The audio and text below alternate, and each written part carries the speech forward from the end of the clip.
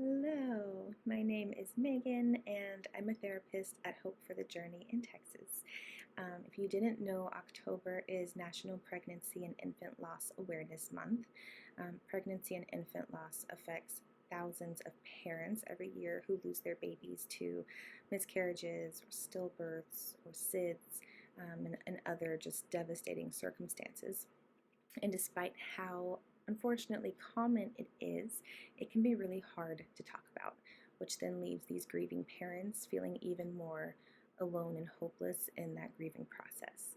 So, if you know somebody who has experienced a loss like that, it can be so hard to know what to do or say because there is nothing you can do or say that will take away their pain. But there are ways that you can show up for them and be there for them. So let's talk about it.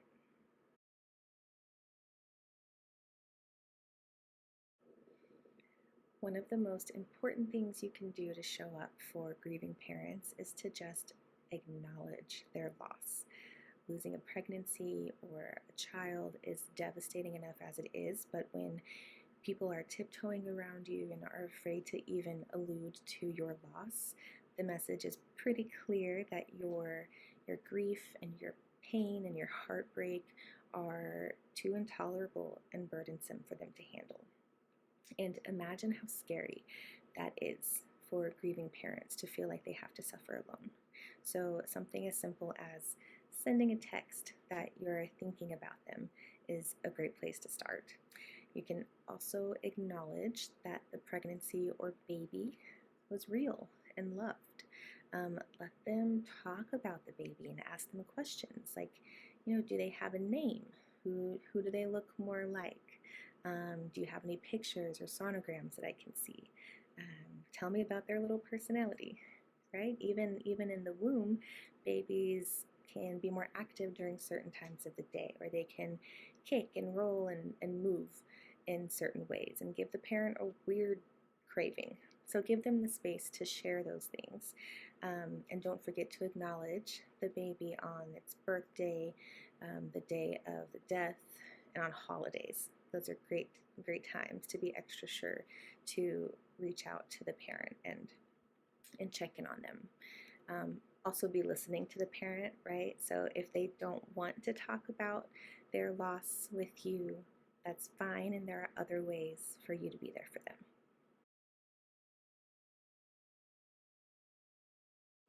You can also be present with them.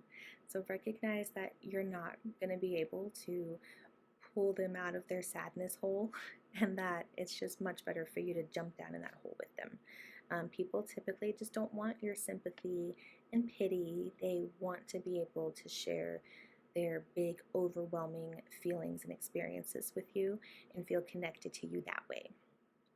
It's kind of like being teammates as opposed to being a coach and a player, right? It feels so much better to have someone on the field with you than to have somebody yelling instructions at you from the sidelines.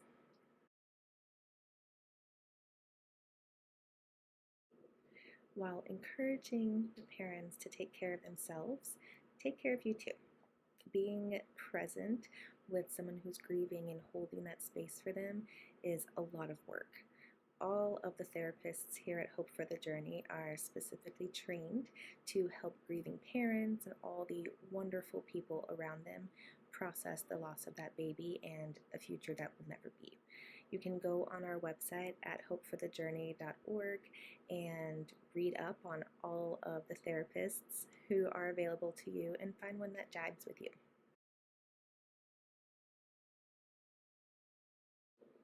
The last thing I'll talk about is to remember the siblings. They're often forgotten in this whole process, but they lost a family member too.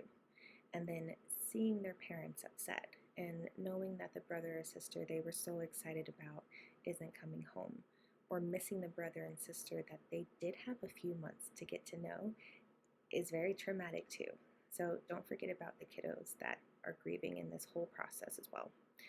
And if you're watching this video, I'm assuming that it's because you are a great and supportive friend slash partner slash family member.